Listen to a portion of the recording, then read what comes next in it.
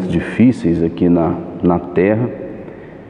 E esse texto é muito próprio para que possamos analisar e tirar algumas lições bem verdadeiras a respeito de tudo que está acontecendo aqui nesse mundo. Quero falar um pouco sobre a atitude que nos livra do inimigo. Ao olhar para esse texto, nós podemos ver que a igreja enfrentava grande perseguição. Nós temos aqui que ela enfrentava um grande problema, a fúria de Herodes naqueles dias. No capítulo 12 do versículo 1, nós podemos ver que Herodes havia mandado prender muitas pessoas da igreja. Então a igreja enfrentava grandes problemas naquele momento. E por quê? Porque a igreja era uma instituição passiva. Ela não tinha condições de se defender. E se nós olharmos para a situação de Herodes, ele que era alguém confiado do Império Romano, ele era uma autoridade. Ele como um governador que temos hoje. Então ele tinha ali todo o poder da guarda, das autoridades inferiores a ele. E a igreja seguia os passos de Jesus, onde Jesus mandava que não houvesse guerra, mas que sim houvesse uma resistência em oração, em fidelidade ao Pai. Então ela enfrentava um problema muito sério, a fúria de Herodes. Herodes ele havia determinado prender, maltratar e matar os cristãos. E ele começou mandando executar Tiago, irmão de João, o mesmo foi decapitado. Nós podemos olhar também que ele manda prender Pedro e ele manda maltratar as pessoas da igreja. Junto com a fúria de Herodes, havia também o apoio dos judeus às suas atividades. Por quê? Porque os judeus odiavam a igreja. Os judeus haviam mandado crucificar Jesus e eles gostavam daquilo que Herodes fazia. E Herodes, como um bom político, ele sempre procuraria agradar os seus espectadores. Ele sempre procuraria ter uma boa fama diante dessas pessoas. E isso então aumentou a perseguição à igreja. De um lado nós temos uma pessoa extremamente má, de outro lado nós temos espectadores ávidos por violência e morte. E a igreja estava naquela situação. E como resultado dessas duas motivações, de um lado um homem mau, de outro lado espectadores ávidos por violência, nós vamos encontrar prisão, tortura e morte. Esta era a situação da igreja naqueles dias. E diante dessa situação, como eu já disse, a igreja era impotente, porque a igreja não era alguém armado. A igreja sempre foi composta de pessoas pacíficas, pessoas que pregam amor, pregam a paz, pessoas que pregam perdão, pessoas que pregam até mesmo a oração e a bênção dos seus inimigos. Então a igreja estava naquele momento incapaz de tomar qualquer atitude diante da situação que realmente ela enfrentava. Nós sabemos que nesse momento a igreja começa a padecer muita perseguição. E aí talvez houve no coração dos irmãos o desejo de desistir. O próprio Pedro, que havia sido preso aqui, ele desistiu e Jesus teve que ganhá-lo de volta para que ele convertesse daquela atitude e voltasse a encontrar-se de novo nos caminhos do Senhor. Então nós temos aqui possivelmente várias pessoas querendo desistir, várias pessoas querendo abandonar a fé. Mas pela força do Espírito Santo, pela sensatez daqueles irmãos, eles, pelo menos a maioria deles, pode haver que houve desistências, pode haver que houve mais pessoas tímidas e que talvez se esconderam, mas mas a maioria deles permaneceram firmes. E eles tiveram duas atitudes que foram extremamente importantes para que eles pudessem vencer aqueles dois inimigos, Herodes e os judeus, que queriam de todas as formas aniquilar a igreja. E nós vamos encontrar aqui em Atos 12:12, a primeira atitude que eles tomaram. Considerando ele a sua situação, resolveu ir à casa de Maria, mãe de João, cognominado Marcos, onde muitas pessoas estavam congregadas e oravam. Aqueles irmãos estavam congregados, aqueles irmãos estavam reunidos, aqueles irmãos tinham na comunhão uma motivação para fortalecer uns aos outros. E isto mostra o desejo que Deus tem de que a própria igreja esteja congregada, de que a própria igreja esteja reunida, de que a própria igreja esteja fortalecida com a presença um dos outros, para que haja a manifestação do poder de Deus a favor da igreja. Nesses tempos que vivemos, onde se prega, e creio eu ser bastante necessário o afastamento social, como se é dito, mas mesmo assim nós não podemos esquecer que a igreja tem o poder de se congregar espiritualmente. Paulo diz que mesmo estando longe, ele poderia unir o espírito dele com o espírito dos irmãos, e os mesmos podiam lutar com Deus por um só propósito.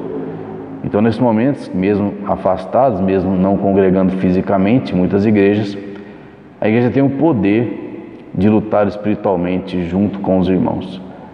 E a igreja precisa congregar, a igreja precisa unir-se uns aos outros em oração e em espírito, para que o inimigo dela seja vencido. E no caso aqui, o inimigo da igreja era Herodes e o povo que estava ali apoiando, aplaudindo aquela atitude terrível de Herodes. E a segunda atitude é a oração. E o versículo 5 nos dá a maneira que aqueles irmãos oravam. Eles não somente oravam, diz assim: Pedro, pois, estava guardado no cárcere, mas havia oração incessante da parte da igreja a favor dele. Então havia incessante oração.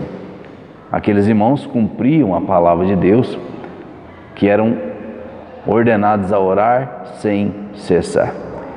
E eles tinham um propósito específico pelos quais eles estavam orando. Eles estavam orando para o livramento da igreja, e especialmente de um grande líder da igreja naquela época, que era o irmão Pedro. E Pedro estava preso. E a partir daquele momento a igreja se reuniu, provavelmente às portas fechadas, provavelmente não às portas fechadas, tanto é que Pedro bateu para que fosse atendido, com certo receio, mas estavam ali, sob o risco das suas vidas, intercedendo por um irmão querido. E naquele momento nós podemos aprender que a igreja ela vai ter a ajuda de Deus quando ela junta com todos os irmãos com um propósito, e quando ela ora, e quando ela ora incessantemente para que Deus responda às suas petições. E quando a igreja faz isso, nós temos Deus agindo em favor dos mesmos. Nós temos a resposta de Deus para aqueles irmãos que estavam orando. A igreja não tinha mais o que fazer, era aguardar a promessa de Deus. E naquele momento, quando a igreja ora, Deus começa a agir. O texto diz, no versículo 7, eis, porém, que sobreveio um anjo do Senhor, e uma luz iluminou a prisão, e tocando ele o lado de Pedro, despertou, dizendo: levanta-te depressa. Então as cadeias caíram das suas mãos. Nós temos aqui um anjo do Senhor indo em socorro do nosso irmão Pedro, em resposta da incessante oração de muitos irmãos, que mesmo sob perigo das suas próprias vidas, estavam reunidos, aguardando a resposta de Deus. E Deus então age. Nós vamos ver que o anjo sai, aquelas sentinelas que estavam ao serviço para guardar Pedro, elas não puderam acordar, e as cadeias caíram das suas mãos, e logo ele se vestiu, meio sem saber o que estava acontecendo, meio que naquela ilusão de que talvez estivesse sonhando, e ele só foi dar conta de que tudo era realidade depois que ele saiu da cadeia. E ali depois o próprio portão de ferro que dava para a cidade se abriu automaticamente. Olha o poder de Deus, né? Naquela época nós temos aí o primeiro portão automático, mesmo quando não tinha tecnologia, mas tinha o poder de Deus. E logo depois que isso aconteceu, né, o anjo se apartou de Pedro, e só então ele foi cair em si. Lá no versículo 11 diz: então Pedro, caindo em si, disse: agora sei verdadeiramente que o Senhor enviou o seu anjo e me livrou da mão de Herodes e toda a expectativa do povo judaico. Está vendo os dois problemas que aquele irmão estava enfrentando? A maldade de Herodes e a expectativa do povo. Quanto mais a expectativa do povo aumentasse, mais Herodes seria mau, mais Herodes torturaria e mataria a igreja. E a igreja recebe o livramento. A igreja recebe o livramento do irmão Pedro e também tem aniquilado o grande inimigo. Se olharmos a partir do versículo 20, nós vamos ver que houve um espaçamento de tempo, e um certo dia Herodes, fazendo um discurso, ele então foi aclamado como Deus. E o que acontece? A Bíblia diz que o Senhor o feriu. No versículo 23 diz: no mesmo instante um anjo do Senhor o feriu, e por ele não haver dado glória a Deus e comido de vermes expirou. Deus livra Pedro da prisão, e Deus aniquila a fonte do problema da igreja naquele momento, que era Herodes, e dá a Herodes uma morte terrivelmente humilhante, libertando assim a igreja daquele problema. E por que isso aconteceu? Porque a igreja teve coragem de juntar-se, e porque a igreja orava incessantemente com um propósito. Eu quero concluir essas palavras ilustrando com esta passagem o terrível momento que o mundo vive, onde as igrejas obrigatoriamente muitas vezes estão reclusas, muitas vezes pelo medo nós ficamos reclusos, e nós precisamos tomar partido, fazer a nossa parte nesse momento. O que nós podemos fazer? Nem os médicos e os cientistas, as autoridades estão tendo sucesso nas suas ações, mas nós temos a única saída eficaz para esse problema, que é a oração incessante em favor da solução e das misericórdias de Deus. E nós podemos ver que aquela igreja orou, e nós temos 3 motivos para orar nesse momento. Eu convido a você que está nos ouvindo, qualquer lugar, que grave na mente e possa também interceder por estes 3 motivos, em vista da grande pandemia que estamos tendo no mundo, e a própria privação da nossa liberdade, e a privação de muitas vidas, e muitas pessoas sofrendo, amarguradas neste momento. Nós temos 3 motivos de oração que eu quero compartilhar com todos aqui. Primeiro motivo, para que Deus cure os enfermos. Temos milhares de pessoas enfermas precisando ser curadas, e de um milagre, porque a ciência não encontrou solução para esse problema, solução eficaz. A própria solução, quando ela acontecer, já é um milagre. Nós precisamos orar por isso, para que Deus cure os enfermos. Precisamos orar para que Deus guarde os saudáveis, ou seja, para que a peste ela pare, para que a praga termine. Nós precisamos orar por isso, para que Deus faça como fez quando Davi estava sendo castigado e vendo seu povo morrer, para que Deus cesse essa praga que está matando tantas pessoas, e para que Deus destrua o inimigo, como fez com Herodes, para que Deus extermine de vez este vírus e a sua ação, seja por uma ação sobrenatural de Deus, aniquilando e parando a peste, como Ele tem total poder para fazer, ou que Ele aponte na sabedoria, na inteligência humana e nos recursos que nós temos, um remédio eficaz, que é aquilo que os homens estão correndo. Então, nesse momento de grandes incertezas, de grandes ameaças, a igreja não pode ficar prostrada, ela precisa levantar a cabeça, mesmo às vezes sob o risco de algumas vidas, sob o risco que nós não esperamos.